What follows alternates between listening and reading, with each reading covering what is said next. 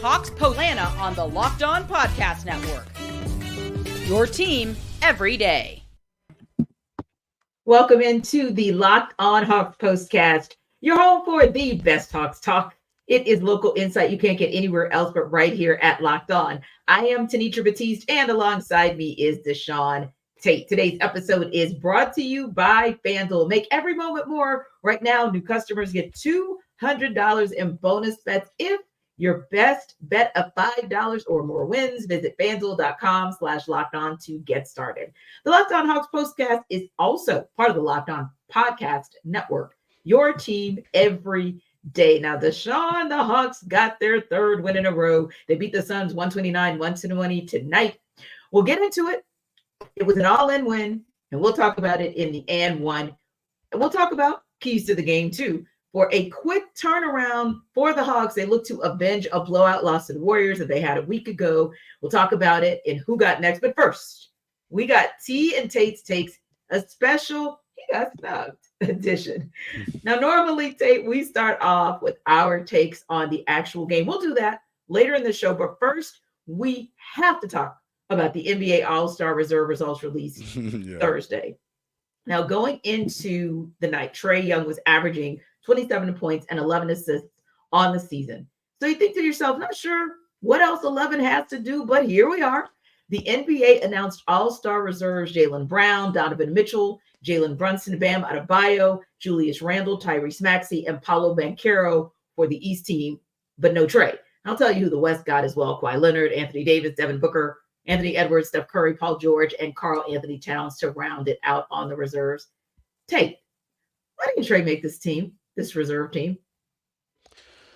I know it sounds crazy. I think that the instant go-to is automatically going to be about the record, which should not have any bearing on, what a player does behind their individual contribution to games leading all the way up to this point. But for some reason it does. And I think that it does only for certain players, by the way. I think that there is the consensus will probably agree with me when I say that there's something else underlining some of those reasonings behind why he probably didn't make it either. And I want to make sure that I mention this too, because again, I always mention I'm very pro Trey. Everybody knows it. But when you start looking at the kind of season some of those other guys are having as well, it's going to be hard to pull some of those guys off of the list also. We can get into more detail if need be at another time or at this time, whatever the case may be. But it is a really hard sell to pull some of those other guys off. I'm just curious to know if it doesn't have anything to do with the record, why are these guys on and this guy is off? And again, it happened again. Yeah. Well, you asked the question, and here's what I was told. I kind of reached out to a couple of sources who've been in the business of covering the NBA as a whole, some of whom have actually been Hawks beat writers. And these are guys who've covered for over 2 decades. Here's the information I got back. Here's the feedback.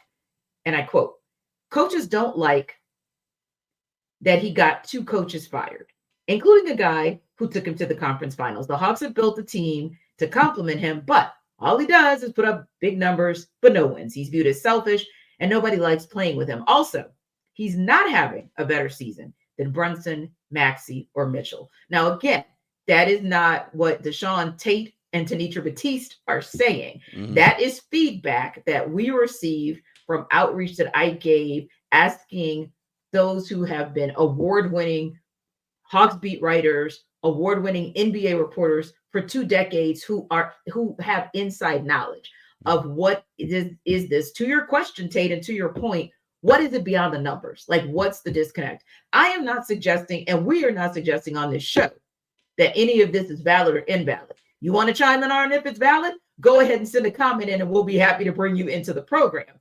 But the bottom line is, if this is the narrative that's still out there, that he got Lloyd Pierce fired and Trey got Nate McMillan fired and Nate McMillan took you to the conference finals and somehow you still got him fired, and that you put up these numbers, but are these numbers really in a lot of wins? And they're looking at the record saying, well, you are kind of 20-27, because remember, this is feedback before tonight's win. And they're saying you're viewed as selfish. Again, not looking at this week because he's gone off on Dish and Dimes, but they're saying nobody likes to play with him. Well, we saw the now deleted tweet that showed DMs from DeJounte Murray, and then it says Brunson Maxey Mitchell, according to these guys, what the media, the national media sees, and somewhat the local media of the guy who gave me this feedback, Brunson, Maxey, and Mitchell are having better seasons. That's a lot. DeShaun, that's like about 4 hurdles that Trae Young would have to cross just to have gotten the consideration from the first round where it was players, coaches, and fan vote. But if you think now that we're to the second round where coaches make the decision on reserves, Lloyd Pierce is still a coach in this league, right? Mm-hmm. With the Pacers, a winning team, currently a winning program that he's very much an integral part of. Nate McMillan, highly respected former player, highly respected former coach, not in the game coaching right now, but still very respected. Really hard now to get over level 2 because the coaches pick reserves. So again, not saying that it's right, just saying it's real. I want to wake up 2 things. The first one being that if any of this, I heard people mention something about records too, just so we can kill the whole record thing. And I understand that some of these players are anomalies. Yeah, because they did not mention record in this, by the way. Right. Except to say, but the wins aren't big relative to the numbers. And I think that the record has something to do with it because, again, a lot of people feel like it's empty calories when you're looking at all these numbers that Trey can put up. However, they're not equating into wins. Right. If that is essentially the equivalent to now us being able to talk about the record is just as good or bad to some people as some of the other players who are currently on the All-Star team and are starters, and the Hawks either have a better record than them or have just as bad or good of a record. We can even go look at Golden State among some others. Now, we can get past that part.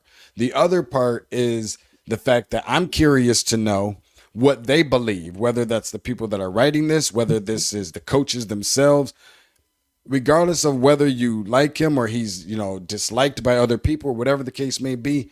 If we're throwing that out of the window and you have an open mind, what are the numbers that Trae Young has to have regardless of anybody liking him or not? Does that have to be a 50 points per game on average, 100 points per game on average with 35 assists per night? What does that number have to look like for people to say, you know what?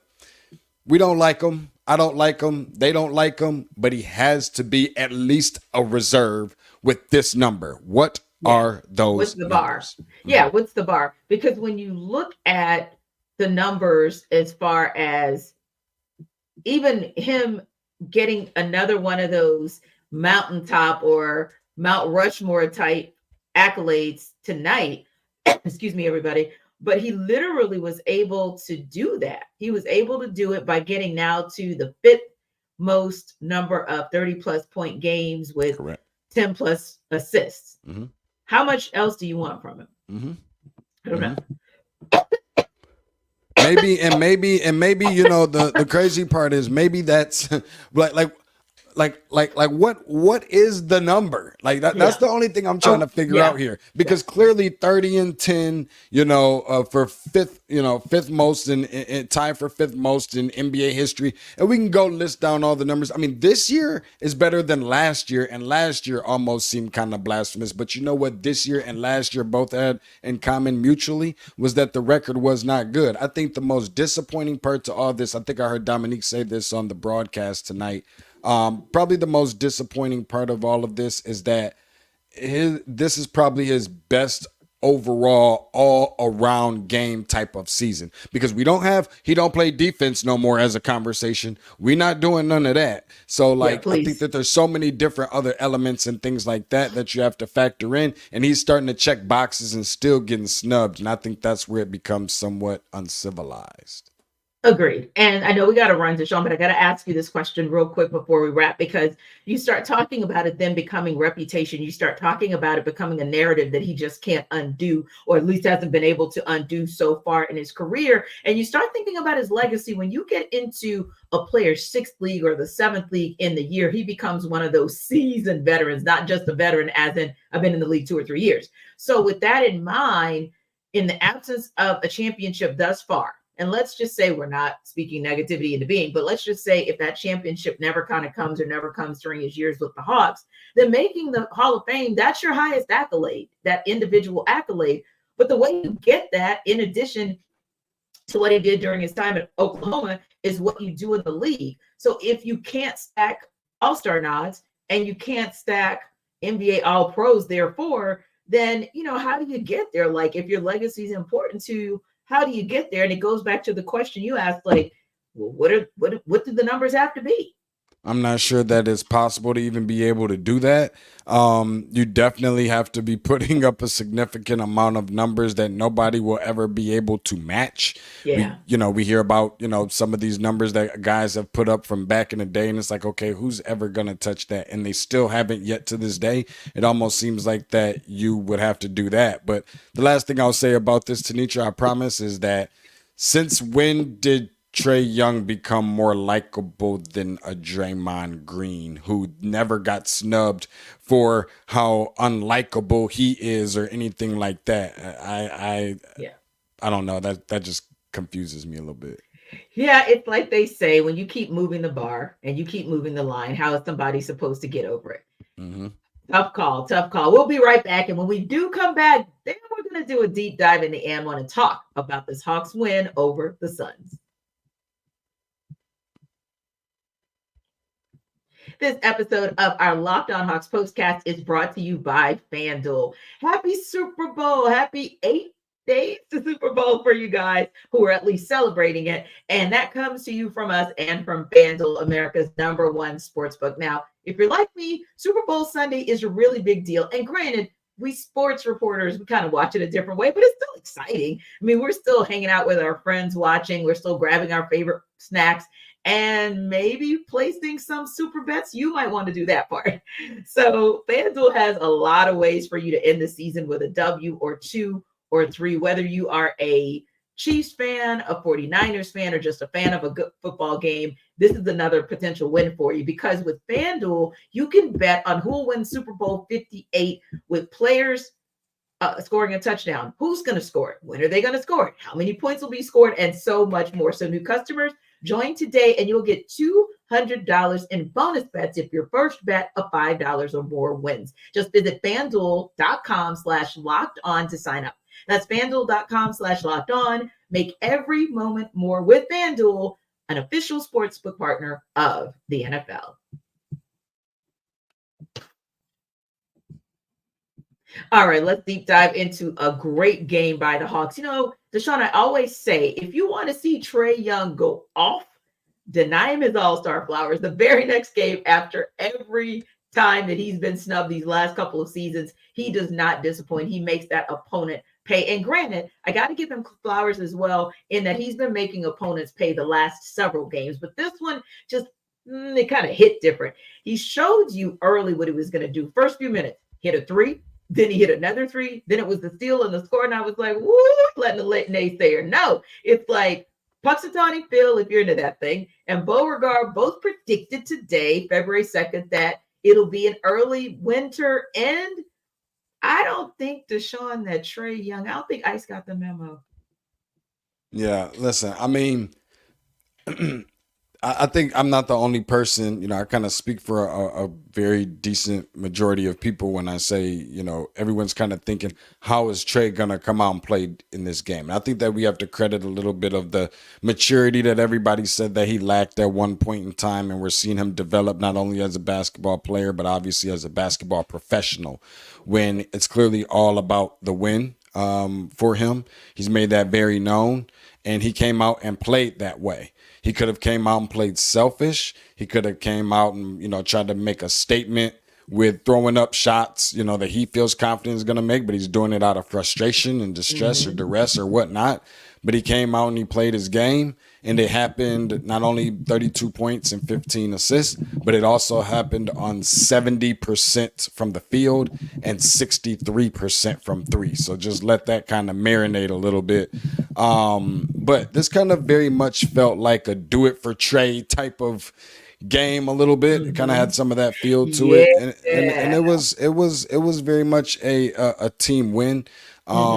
21 points on 17, Phoenix turnovers, I think, told a lot about it. And it just, it's, I think we're undervaluing some of these wins a little bit. I don't want to go crazy and treat it like they won a championship because they didn't, but they have their chance now to go and, get on a 4-game winning streak for the first time this season. And they didn't just beat no scrubs. Like they beat, you're talking about back-to-back wins against two of the best players that this team has ever seen. I'm sorry, that this game has ever seen with LeBron and KD. Right. So, and they did it with their defense and they did it together as a unit. And dare I say that this little whatever it is that most people have been kind of feeling like, me included, that there's something between DeJounte and Trey that seems to be slowly, even if it is slow, it seems to be kind of like slowly diminishing a little bit. I love that. I would have to use that. Slow is what it has been because, a couple of nights ago, I was like, miss me with that whole, they need more time. The hell they do. Like, it's been a year and a half. Give me something, bro. It's time. Because I think at some point, you're now seasoned veterans. So my expectation of you is that you can take your raw talent and you're able to combine that with maturity and figure out how to communicate. It's kind of like a couple that's married and then they figure out, I don't know if we should have been married, but they decide that maybe we'll give it one more go and we'll go and get ourselves into counseling and figure out how to communicate the same way and figure out each other's love language. Can y'all figure out the right basketball love language? You got the counselor, Quinn Snyder's there, okay? If you want this little marriage to work, because it seems like they're not going to trade DeJounte after all, there are rumors that are persisting that Quinn Snyder has really gone to bat to lobby to keep DeJounte Murray of late. So if that's the case, then I want all the little analogies I just used. Quinn the counselor, DJ and Trey, the married folk that need to get into counseling and figure it the heck out, figure the basketball love language out. Can you just do it so we can all press on? And so DeShaun and I can get together postcast tomorrow and start talking about a fourth win, because how many times, DeShaun, have you and I seen 2 wins and started to get encouraged? Ooh, they're going to string them together. And then it doesn't quite happen. So I think you're absolutely right that we loved what we saw with the Lakers, but you could kind of make the excuse, no Anthony Davis, and they were coming off the back-to-back in Houston, and they had to play a very physical Houston team. But here's the thing. The Lakers then went into Boston and smoked. They ate in Boston. So please don't forget that at any given time, and that was without LeBron, any given time, Austin Reeves and the others, they can show you what type of team the Lakers still can be. And this Suns team, granted, they were coming in 500. They were coming off of 2 wins, but they did have 2 losses before that. But before that, DeShaun, 7 straight wins. So you are talking about a quality team in the Suns that these Hawks had to come across, who also, by the way, had a couple days to rest. So they came in a very fresh team, and the Hawks really put it on them. And like you said, you already talked about the growth that we saw. Trey didn't make this just about get back, because it wasn't just the 32 points. It was also the 15 assists, and it was intentional. That's what you and I have been looking for. Don't just pass the ball for the sake of getting it out of your hands, but where's it going? Is it going to a player who has a good shot, a better shot, or a best shot? That's what we saw tonight. And we have to talk about fourth quarter DJ. This is the second game in a row where literally DeJounte Murray went into another zone and said, okay, fine. We can't get rid of these pesky Suns. They keep coming back. We had them by 11. Now the lead is down to 4. And every time DeJounte found a way, there was one stretch where literally 3 possessions, either he scored or he was responsible for the scoring. And I really, really appreciate that. And I love what Robert Blackman is saying. The closer the trade deadline the Hawks get, the better they play. It's been like this for years. And you're right. But I'm here to tell you too, Robert, it does feel just a little bit different this time if I look at how DeJounte played last year, or anybody who was in danger of being traded versus this year. Again, I'm with DeShaun. I am not saying that means we're marching to a championship, and I want everybody to stop reminding me about that darn ECF run. Okay, that was 4 years ago. Let it go. Good Let it people. go. Let it but go. For today, how instrumental was DeJounte Murray in closing out a game where, yes, KD, Booker, Devin Booker, and Bradley Beal only scored 73 points combined. But like I said, the Suns didn't go away. DJ, with 3 straight possessions, made him go away. Yeah, no doubt. And I think that, a lot of that just started with defense. I mean, you also have to credit DeJounte Murray, who obviously pitched in his 20 plus points, but is also with the assignment of having to guard Devin Booker on the other side. And that's an every night thing for the most part for DeJounte Murray. So I think that's where we kind of have to give him some credit. And this is a game where we don't really have to insert some random guy's name again, Tenitra. Like, this is for the second night in a row. I don't want to. I don't want that to kind of go, overseen or whatnot. But shout out to DeShaun for bringing that one up. For sure. But I also think that the Hawks not being able to get out into transition nearly as much and take advantage of Phoenix maybe not necessarily getting back, but knowing that Phoenix is a team that, turnovers can kind of be a thorn in their side a lot of times. And sometimes they are kind of vulnerable to kind of overlooking teams. And whether they did or didn't overlook the Hawks and what the Hawks have done recently or not, that's their fault for not taking advantage of it. And I mean, listen, salute to 10 consecutive wins for the Atlanta Hawks over the Phoenix Suns at State Farm Arena. They only play them once a year, so that's 10 consecutive years that the Hawks have beaten the Phoenix Suns in the ATL.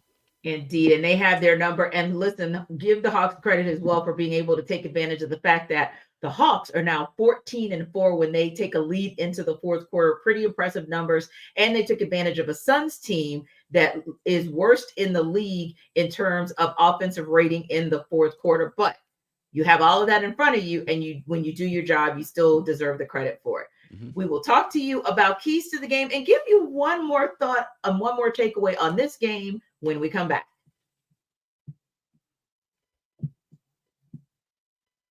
This episode of our Locked On Hawks postcast is also brought to you by PrizePicks. PrizePicks is the largest daily fantasy sports platform in North America. We're the easiest and most exciting way to play DFS. It's just you against the numbers. Instead of battling thousands of other players, including pros and sharks, you pick more than or less than on 2 to 6 player stat projections and watch the winnings roll in.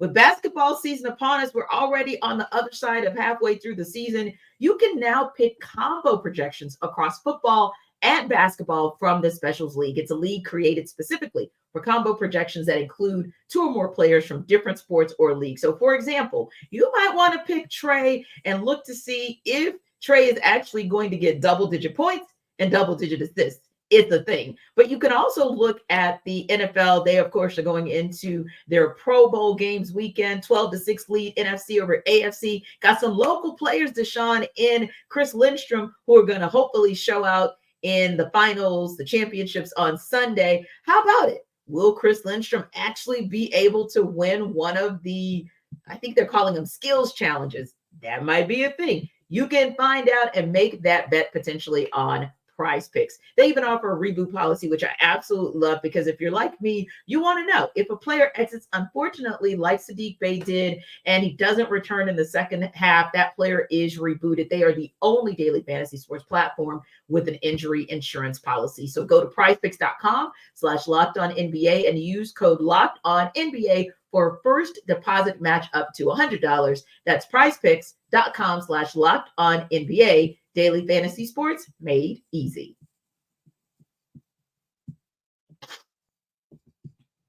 All right, DeShaun, before we go into who got next, there's just one more question I wanted to ask you, because we talked about this being an all-in type of game, and we would be remiss if we didn't talk about the incredible performance from the bench mob 2.0. Showed up, showed out. The Hawks can always feel confident when they're going into the fourth quarter or when they build up a lead, whenever Bogdan Bogdanovic is doing what he's doing, setting the tone on offense for the second unit, and when they're getting the same from Onyeka Okongwu, setting the tone on defense. Wonderful night from Bogey. Stat line was incredible because you literally saw him just 4 of 7.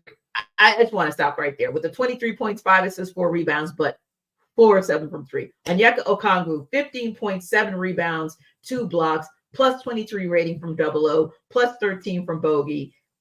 You can't say enough about the importance of when those guys, especially because it is a light bench without Saddiq Bey being able to be on it, him still being in the starting lineup on the days when DeAndre Hunter doesn't play or is still on restricted minutes, cannot say enough about the importance of bench mob play.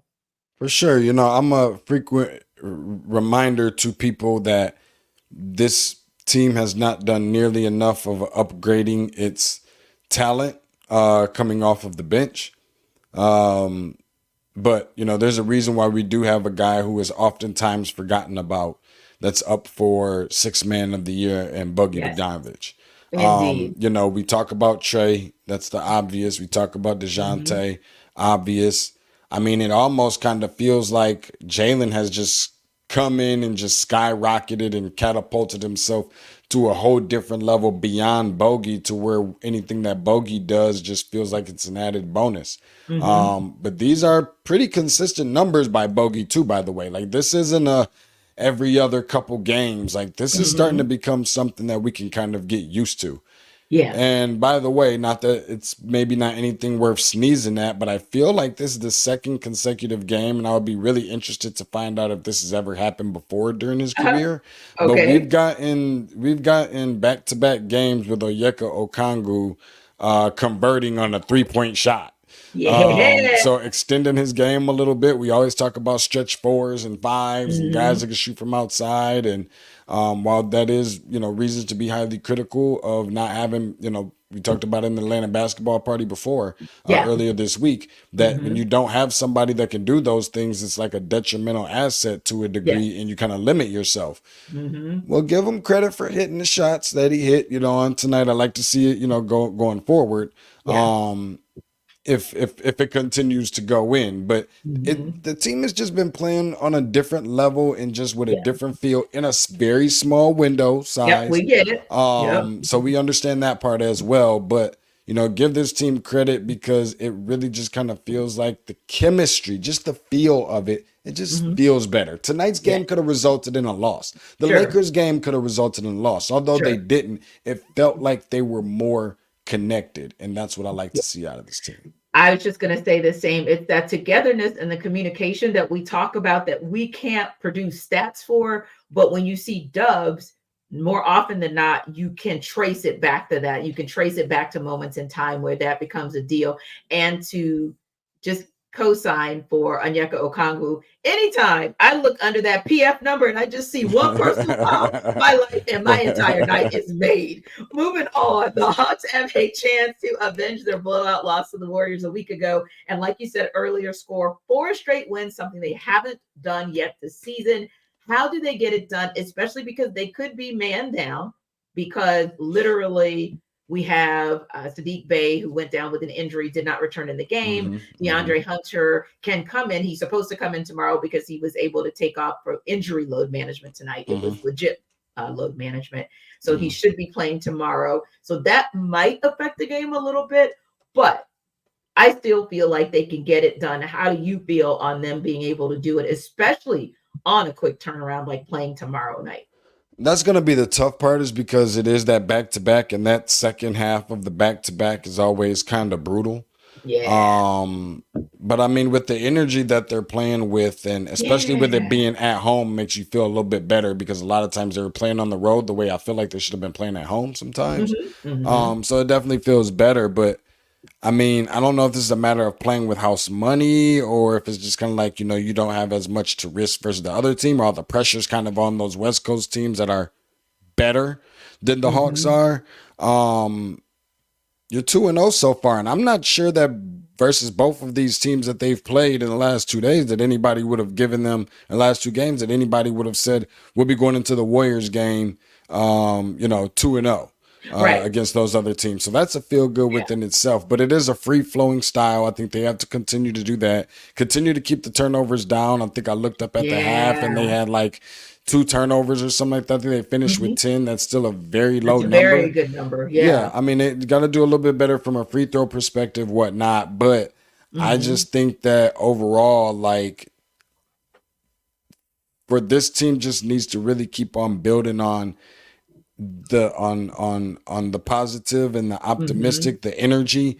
The question is, and I know that we're going to see DeAndre play, but in the event that there's ever a situation where you don't have DeAndre and then you don't have, Sadiq, that just kind of concerns me a little bit because it doesn't look like they're rushing. You know, I don't know how fast they're rushing DeAndre to get back, but we won't worry about the things that, you know, we can't control as of right now. Just try to focus on going in there and getting a W and look at the Golden State Warriors as another, you know, team that you want to try to prove that, you know, not about being more superior than them, but just getting a win against a team that is also struggling more than the Atlanta Hawks, to be honest.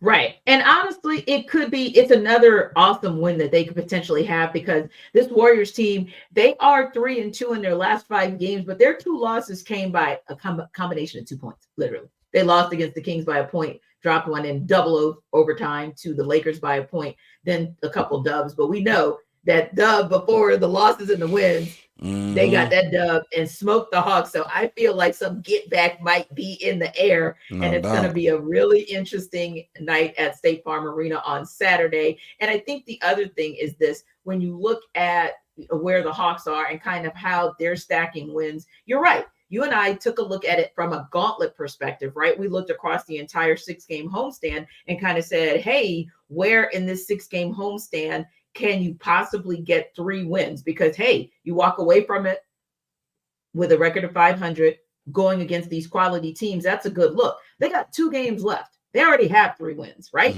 So I think now they're playing, and I don't want to say this like it's a negative or like they should just sit down, lay down and die, but playing with house money now. So anything you get here on out, whether it's a win against the Warriors, the Clippers, or both, I think it's a good look. Just don't go 0-2. Willie Carswell Jr., you're absolutely right, my friend. No excuses at the end of the day. Get it done tomorrow night, just like DeShaun, Tate, and I got it done tonight. Thanks for stopping by the Locked On Hawks Postcast.